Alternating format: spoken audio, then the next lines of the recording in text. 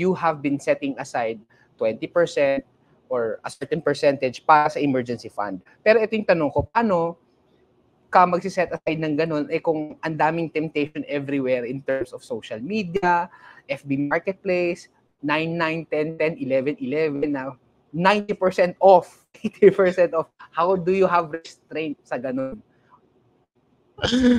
Ay, ganda. Actually, kasi dati wala akong restraint. Na-experience ko na many years ago, nabaon ako sa utang. Talagang grabe yung credit card, no? Talagang, yun na nga, malupit. To the point that nakakasuhan ako, di ba? Na we had a lawsuit from the bank. So, and I think I discussed that in one of my guestings din sa ANC on the Money, nabanggit ko yun. But later on, syempre pag bata, di ba, hindi pa natin masyado alam paano mag-control. Tapos doon ko siya o-orderin para alam ko, oy, meron na akong pang-pondo dyan sa purchase ko na yan. So wala nang utang kasi alam ko mababayaran ko siya. Kasi di ba, personal finance, eto, lagi na natin sinasabi to sa personal finance. Personal finance is really 90% behavioral. Di ba? Or sabihin na, sige, conservative na natin, 80% behavioral, 20% skill. Ayan. So, lahat ng technical skills natin in finance, in investing, yung pag-compute na yan ng time value of money, di ba? Yung compounding, lahat ng yan. Yan, skill lahat yan eh. But in reality, in real life, that's just 20% of personal finance. 80% of it is really behavioral. So, because no matter how good you are in computing all these things, pero hindi mo makontrol yung impulses mo when it comes to purchasing and spending in general, wala, tapon lahat yan. So, yun. Behavioral din talaga siya.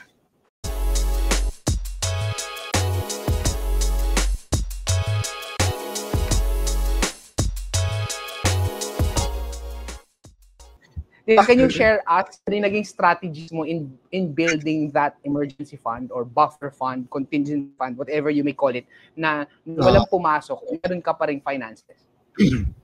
Yeah.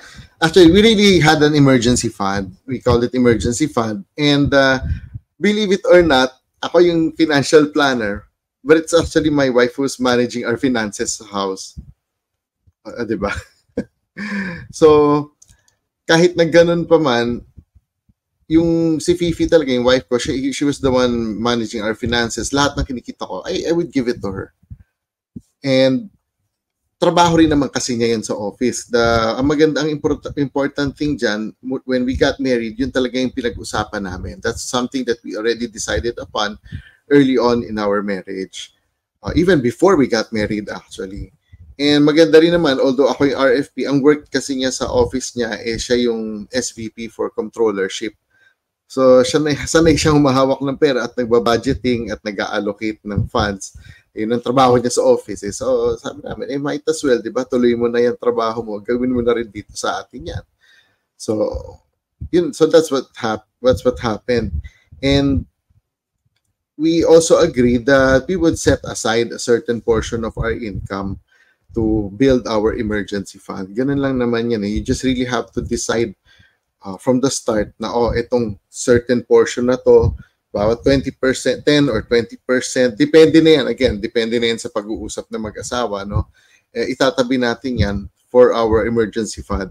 Tapos aside from our emergency fund, we will also set aside, pag napuno na yung emergency fund, we will also set aside, or rather continue to set aside a portion of our income to build up our savings for future needs.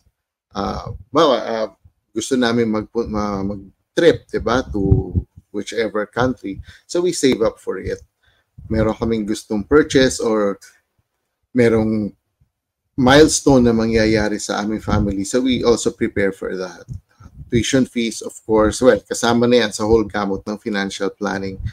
But the point is, we set aside a certain portion of our income talaga for these things. But for more than all of this, we really set aside a portion of our income for the Lord to build up God's kingdom. So important din yun, di ba, yung giving. So before we pay ourselves, kasi di ba sa personal finance, meron tayong tinatawag na pay yourself first, which means that you set aside a portion of your income for your emergency fund, for savings. But even before that, we we give back to God what is due to God first, di ba? Yung kasi lahat naman yung ability natin to produce wealth galing sa kanya.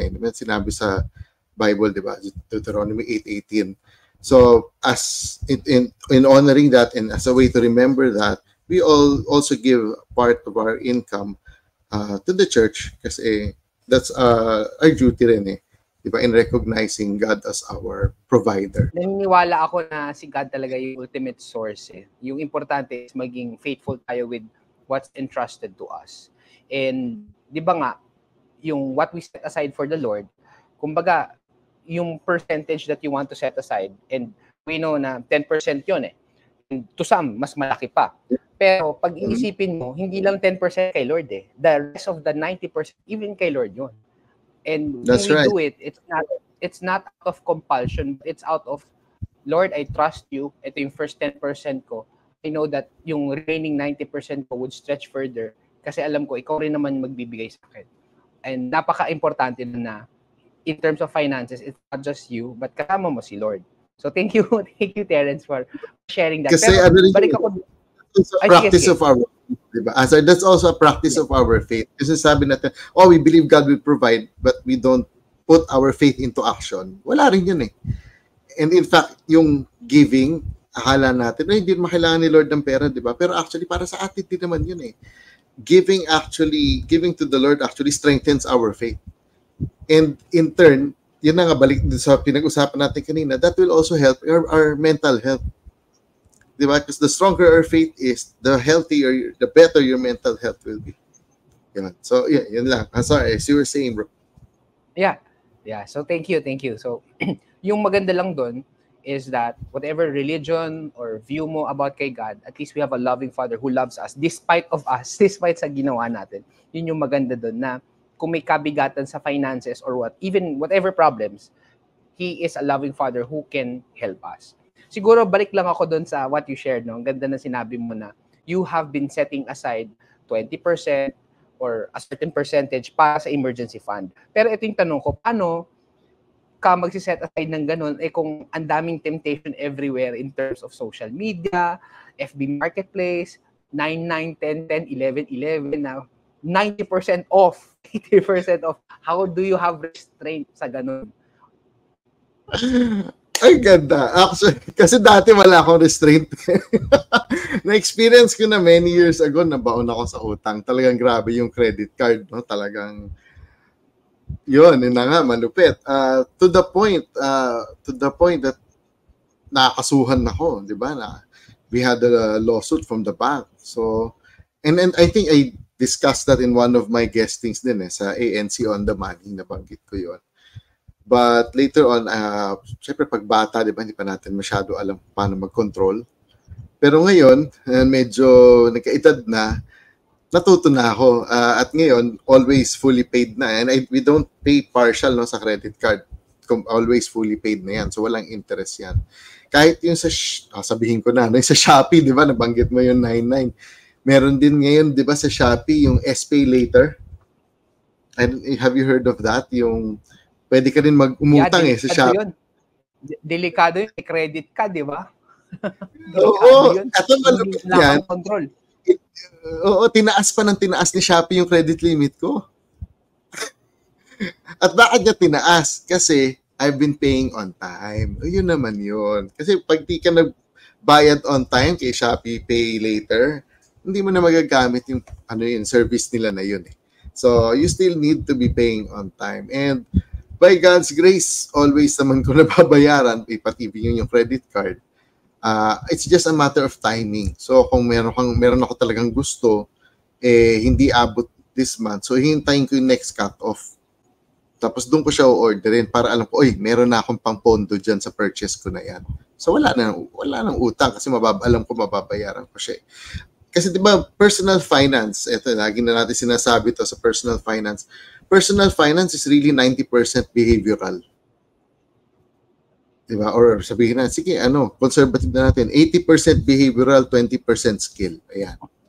So, yung lahat ng technical skills natin in finance, in investing, yung pag-compute na yan ng time value of money, di ba? Yung compounding, lahat ng yan, skill lahat yan . But in reality, in real life, that's just 20% of personal finance. 80% of it is really behavioral. So because no matter how good you are in computing all these things, pero hindi mo makontrol yung impulses mo when it comes to purchasing and spending in general, wala, tapon lahat yan. So, yun. Behavioral din talaga siya.